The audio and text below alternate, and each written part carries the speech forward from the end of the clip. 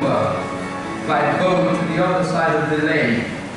A large crowd gathered around him while he was by the lake. Then one of the synagogue rulers named Jairus came there. Seeing Jesus, he fell at his feet and pleaded earnestly with him. "My little daughter is dying. Please come and put your hands on her so that she will be healed and live." So Jesus went with him. A large crowd followed and pressed around him. And a woman was there who had been subject to bleeding for 12 years. She had suffered a great deal under the care of many doctors and had spent all she had, yet instead of getting better, she grew worse. When she heard about Jesus, she came up behind him in the crowd and touched his clothes, because she thought, if I just touch his clothes, I will be healed. Immediately her bleeding stopped, and she felt in her body that she was freed from her suffering. At once Jesus realized that power had gone out from him. He turned around in the crowd and asked, "Who touched my clothes?" "You see the people crowding against you," his disciples answered, "and yet you can ask, 'Who touched me?'" But Jesus kept looking around to see who had done it. Then the woman, knowing what had happened to her, came and fell at his feet, and trembling with fear, told him the whole truth. He said to her, "Daughter, your faith has healed you. Go in peace and be freed from your suffering." While Jesus was still speaking, some men came from the house of Jairus, the synagogue ruler. "Your daughter is dead," they said. "Why bother the teacher anymore?" Ignoring what they said, Jesus told the synagogue ruler, "Don't be afraid, just believe." He did not let anyone follow him except Peter, James, and John, the brother of James. When they came to the home of the synagogue ruler, Jesus saw a commotion, with people crying and wailing loudly. He went in and said to them, "Why all this commotion and wailing? The child is not dead, but asleep." But they laughed at him. After he put them all out, he took the child's father and mother and the disciples who were with him, and went in where the child was.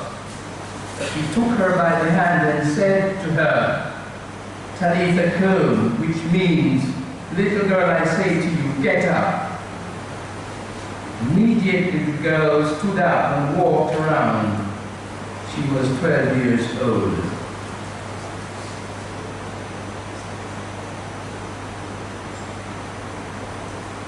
They were completely astonished. He gave strict orders not to tell anyone, not to let anyone know about this, and told them to give her something to eat.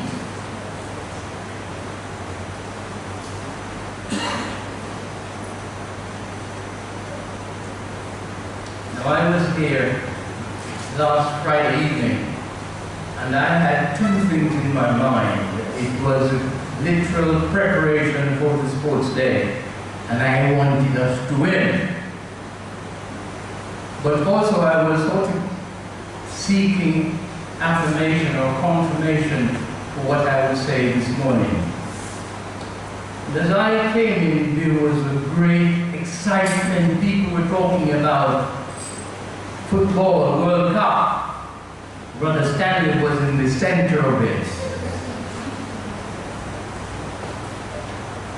And some people were not so excited because their team was already out and were back home. Others were hoping what their team might achieve. And I felt good about it because I backed two teams.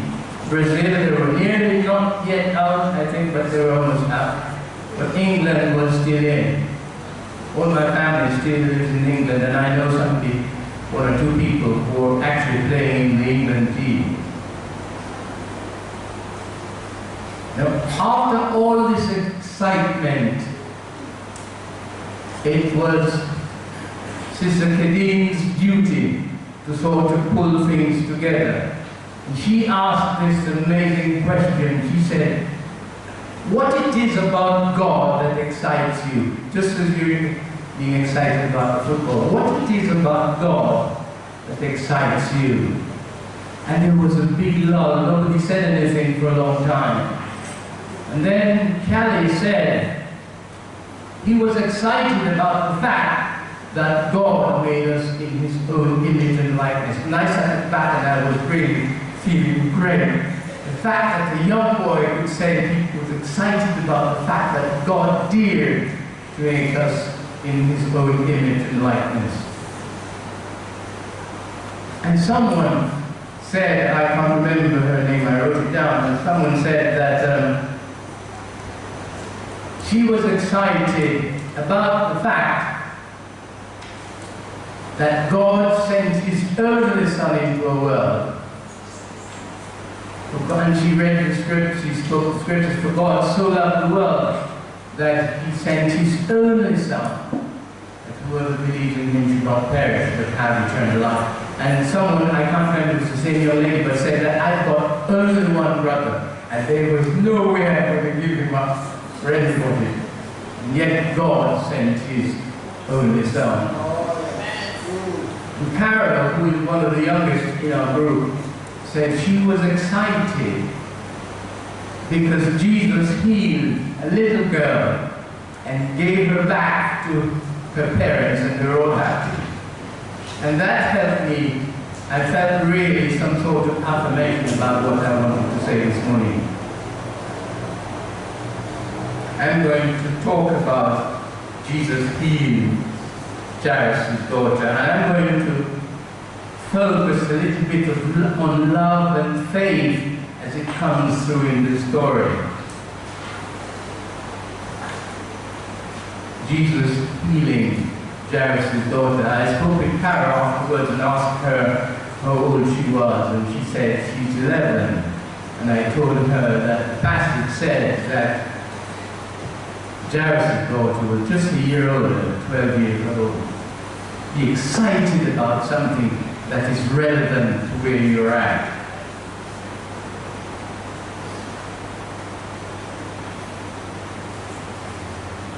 Now, about the first century, about the time when Jesus was born,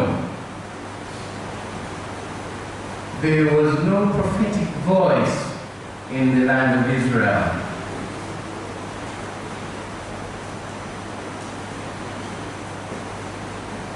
In fact, Tiberius Caesar had declared himself as God over the whole of his realm. And those of you who are good at geography remember the realm stretched from the whole of Western Europe, Great Britain and France and Spain and Portugal and Germany, right back to Asia, and it included Palestine. No, at first this didn't bother the Jewish authorities very much, because, as I said, there was no prophetic voice in the land. Remember, in the Old Testament, the prophet would come and they would say, "Thus saith the Lord." And they would say to the king, they would say to the priest, they would say to the people, "God said, thus saith the Lord." But at this time in Israel's history, nobody was saying that. Do you know what they were saying? They were saying, for example, that the prophets said, and Moses says, and our Lord says. It's history now. It's not today. Prophets said, Moses said and the law says.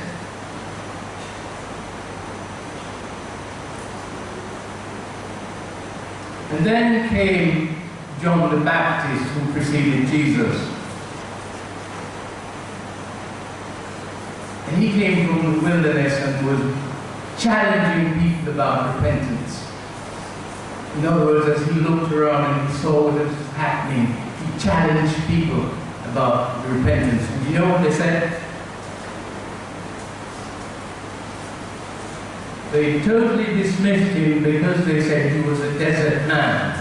They said he had a sweet tooth, he liked honey too much. And they said that he was a heretic. And then he challenged the king, King Herod, about his lifestyle, because King Herod had taken his brother Philip's wife and was living with her. And Herod took him and threw him into prison. In fact, he put him in the tower, and he was there for quite a while. And nothing happened. And one evening, Herod had a party for his guests. You know the story, he had a party for his guests. And Herodias, his daughter, that is Philip's wife's daughter, danced a sort of sexy sort of dance. And King was excited in his liquor. And he pronounced that he would give her, she could ask for anything, that he would give her even half of his kingdom. That's what happened to men when they get too deep in the liquor. He would give her right then half of his kingdom. And the young lady went and told her mother, and she said, well, you go back to him and ask for the head of John the Baptist. And Herod sent to the tower and had him beheaded.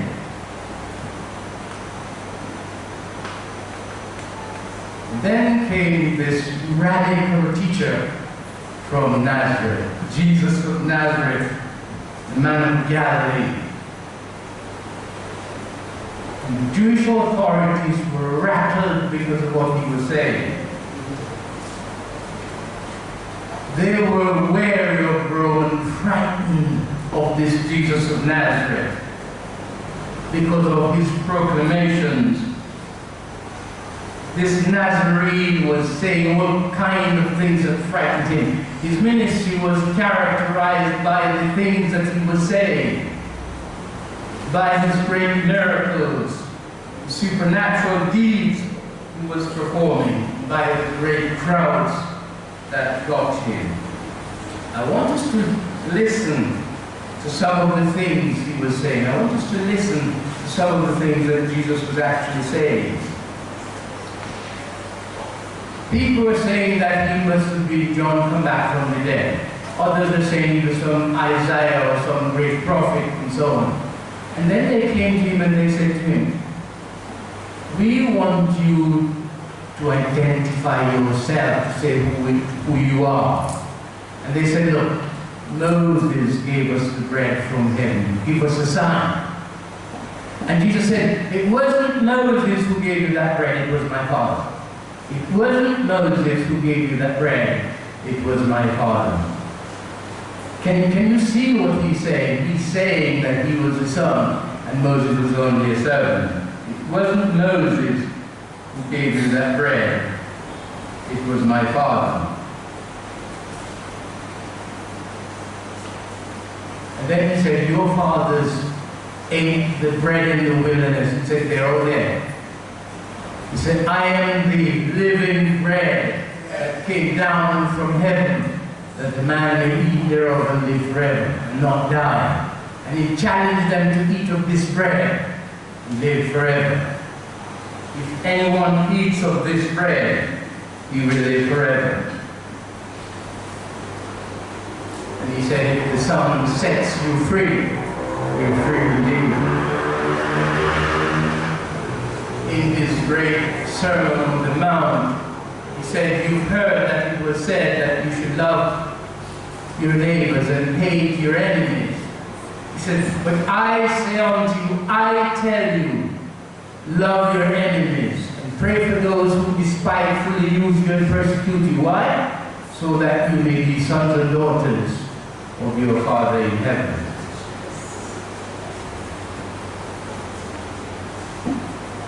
His was a radically new message. People were beginning to listen to him. He was saying that the message of Moses, the man of God, was transient, only offered salvation in the wilderness. All of you ate of the manna and you all died. Jesus was offering them eternal life. He was saying that I am the living bread. His message wasn't pie in the sky, as some people tell us sometimes. His message was relevant to the needs of people. He made the deaf to hear again. And he restored sight to blind men and women. The crippled and the lame could walk again.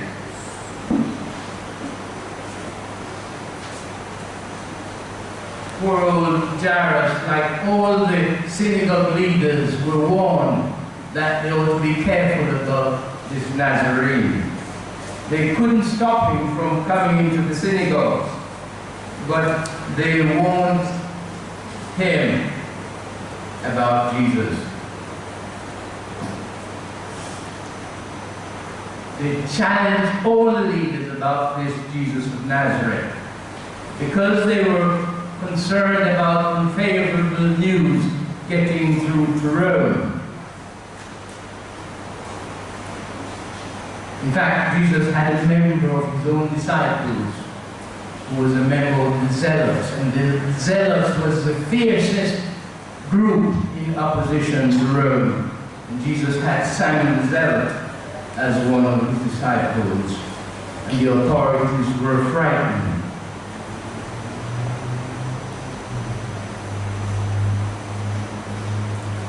I want to read you some verses again. Look at Mark 5 that I read early on.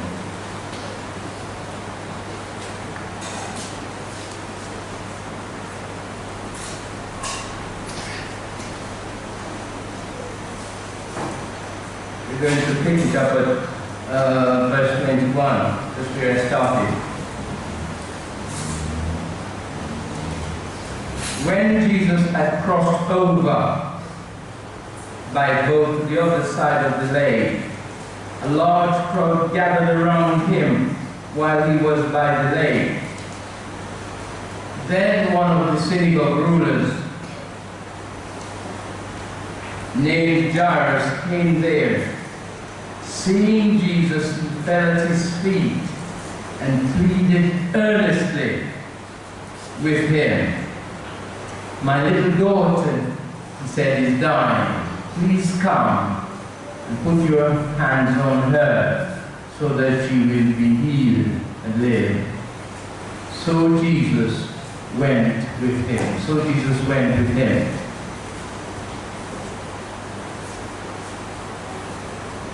Jairus' daughter was sick unto death, as we say. She was sick unto the point of death. And he knew about Jesus. In fact, everybody knew about Jesus. Everybody knew about Jesus. The crowds were flocking him. His reputation went ahead of him.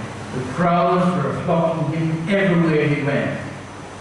And his reputation went ahead of him because people heard and knew and experienced what he was doing. He was performing miracles, he was challenging people.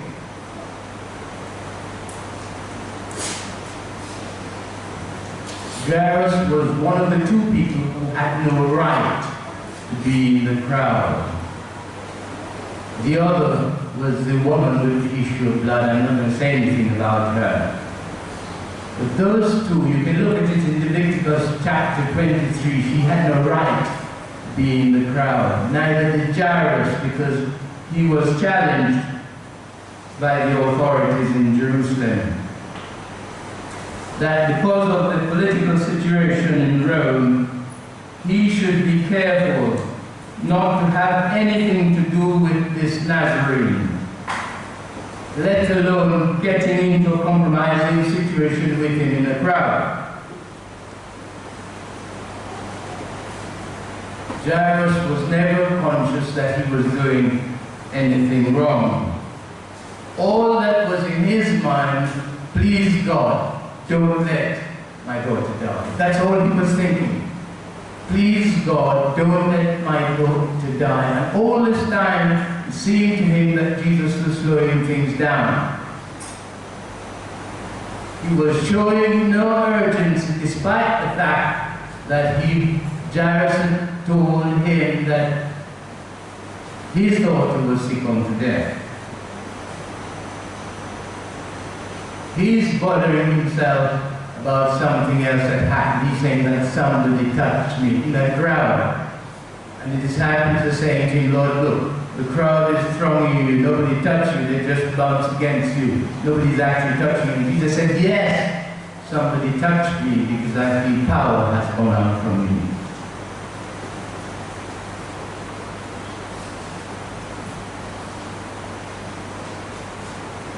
Does it sometimes seem that God isn't answering your prayers? All the time Jairus is waiting and wanting Jesus to move forward, he's slowing down.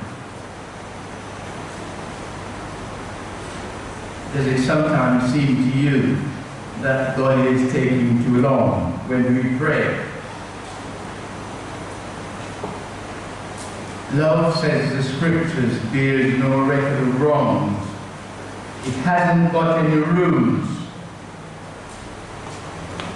When you are in love, and I can speak for myself, when you're in love, all rules break down. I want to tell you a story that I know about a family that lived in London when I lived there.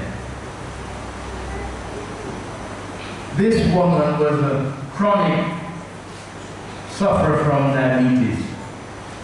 And she had two sons, or the family, the couple had two sons. The older boy was 6 years older than his brother. And they sent the older boy back to school here in Jamaica, to Monroe College. And the mother told me I saw very little of him because they weren't able to pay for his passage at Christmas and pay for his passage again at Easter, so they only had him home in the summer. And she said, I didn't know him very much. And this woman was really chronic. She was on the dialysis machine, and one night they had a major accident. She didn't know about it. She lost so much blood. And when she woke up, she was more than an hour, more than a day already in hospital. And she said her son came home and wasn't showing much interest as far as she could see, whereas the younger boy, once he leaves school, he's coming home to take care of his mother. And she said she was on the list for a kidney transplant. And it was summer, and her son from Jamaica, I'm calling him now, who didn't care too much, was home. And she said she had a call from the hospital to say that they had found a kidney for her and it was a perfect match. She could come in right away. And she said she went in and she saw the consultants and the team, and they talked about the kidney, talked about the operation, talked about the pre-med that she would have to have before the operation. And she said, I just asked her, where did you get this kidney from? The consultant said, it's from your son, your older boy. And she said she was so upset and frightened because he's still a boy to be giving any kidney. They had to sedate her. She was in such a condition. And she said after she sat down, consultants said to her, Mrs. Hilton, there is nothing you can do. The consultant said, myself and the teen spoke to him, and I wrote it down here, that it was medically unethical to tell a boy, a teenage boy, to give a kidney to anyone. They explained it to him. They also explained that he could live well with one kidney, but it was medically unethical for them to tell him that he could give his kidney. They couldn't encourage him.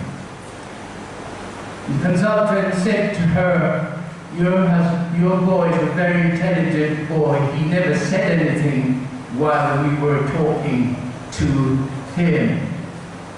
But when we were finished, he said, Doc, I have made up my mind. So the kidney now belongs to my mother. It's not mine anymore. I am just holding it to her. The consultant said, there is nothing you can do, Mrs. Hilton. There's nothing. We've sat him down here. He's been here the whole summer. When you weren't seeing him, he was here the whole summer going through the test. And he's made up his mind. Nothing's going to change it. That's how it's going to be. To cut a long story short, as they say, I used to see Mrs. Hilton sometimes without recognizing her. When she was in the basket, she was as black as my shoes.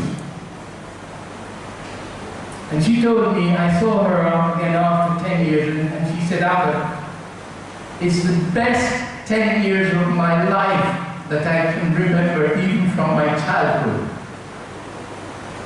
And she said, I thank my boy for it.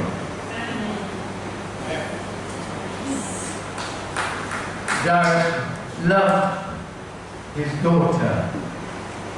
Jairus loved his daughter. All the time he was in the crowd, he was saying and said, please God, let Jesus speed up and move a little faster.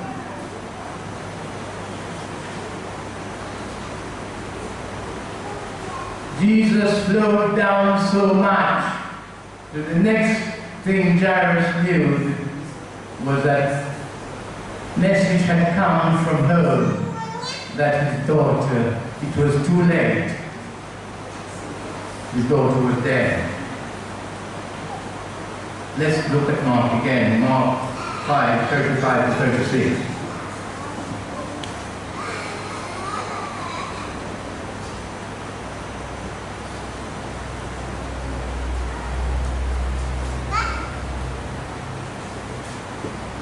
While Jesus was still speaking, some men came from the house of Jairus, the synagogue ruler.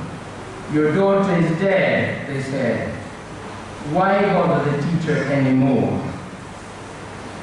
Ignoring what they said, Jesus told the synagogue ruler, don't be afraid, just believe. Don't be afraid, just believe. Don't be afraid, don't be anxious, just believe. Sometimes, as I said, it may appear that God is taking too long when we take our problems to Him. Sometimes it may even seem that He's not hearing us. He's not answering at all. Let's not lose faith. Let's keep on trusting. When they got to the home, the passage says that the singers, the mourners, were ready mourning and ready to put the girl to rest. They didn't keep bodies long in the sun in those parts, and they were just waiting for her father to come home.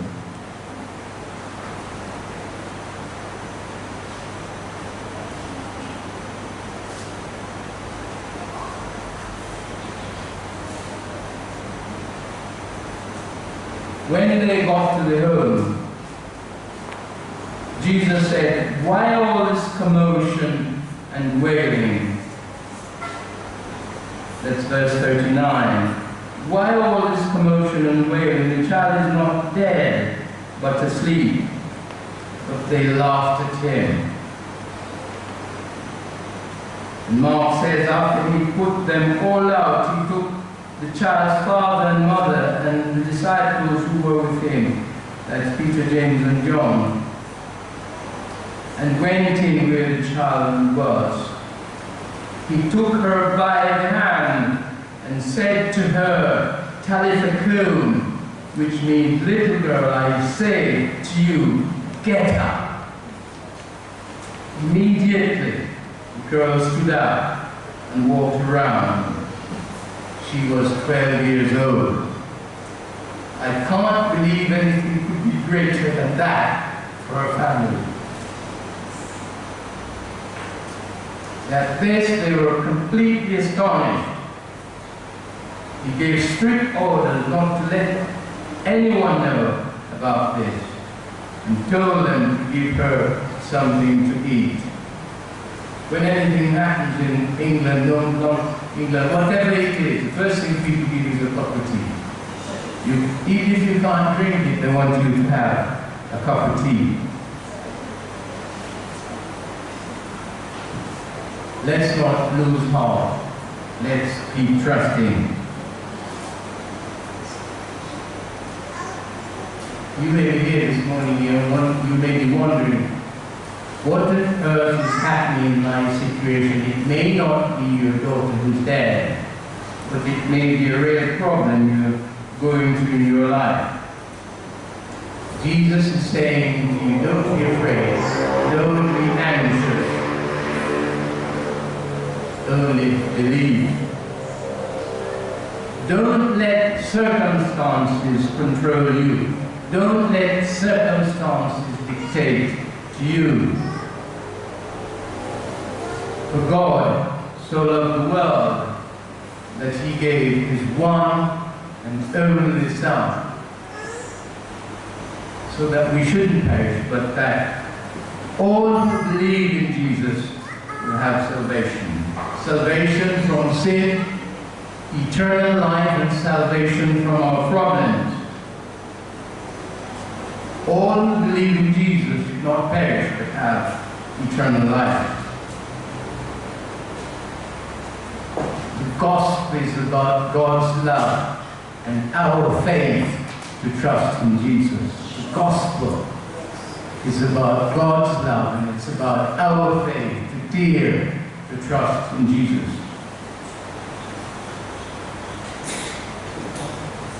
You may be here this morning and you've never trusted the Lord Jesus. You may be here this morning and you're having problems. I want to suggest to you that Jesus could solve your problems just as he did 2,000 years ago in Jairus' home. You may be here this morning and you have something which is bothering you. Something perhaps you didn't want to tell anybody.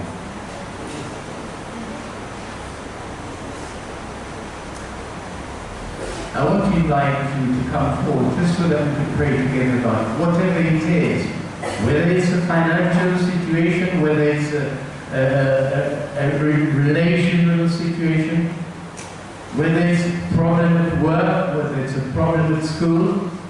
What I'm saying from this platform is that Jesus can solve it. Jesus is the problem solver. It's never going to be too late. You heard me sing this morning. It's never going to be too late. Jesus can solve it. That's what he did 2,000 years ago in somebody's house, so we know his name, Jairus. He had a daughter who was 12 years old and she was gone. Our problems may not be as great as that. All of us in this room has problems. And I think that God is saying to you through me, let's bring it to the Lord Jesus.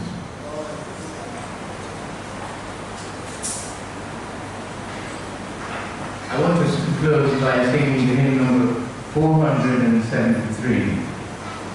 473.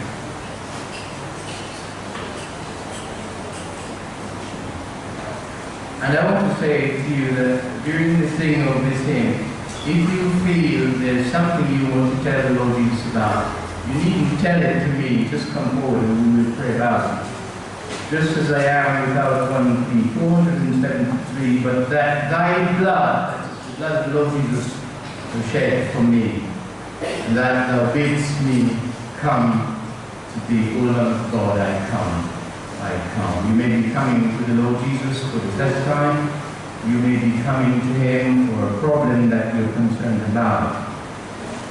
But the fact is that Jesus can solve it. Just as I am poor, wretched, blind, sight, riches, healing of the mind. Yea, all I need in thee to find.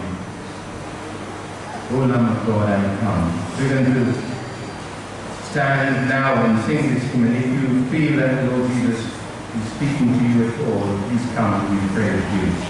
472, just as I am, without one plea.